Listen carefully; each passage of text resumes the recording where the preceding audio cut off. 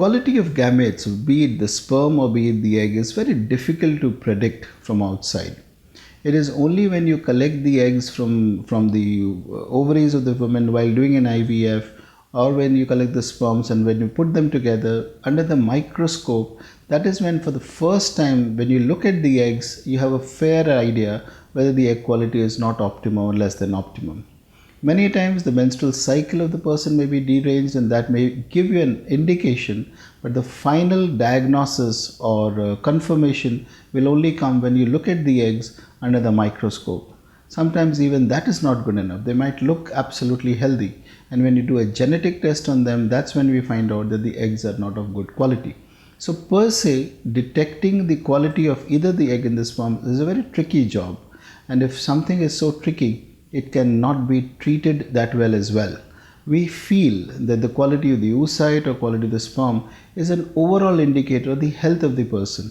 And if the health of the person is compromised for diabetes or low thyroid status or obesity or some such problem affecting her hormonal status, that might affect the egg quality, and this can easily be corrected by correcting the underlying condition. But if the reason for poor egg quality is age,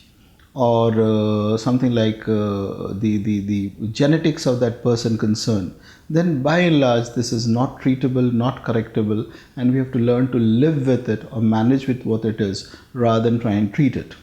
As such, the treatment that we offer to our women, if the oocyte quality is suspected not to be good or not to be healthy, is we put them on antioxidants, put them on a healthy lifestyle, try and ask them to achieve the normal BMI, the body mass index, so that we can expect that whatever be the underlying hormonal issues, if they have been corrected, the oocyte quality can correct itself to a large extent. But if the background is genetics, or the background is something else that we don't even know what's the reason for poor oocyte quality, unfortunately we cannot correct it. In extreme situations, we'll have to go for either egg donation or embryo donation to get these ladies pregnant.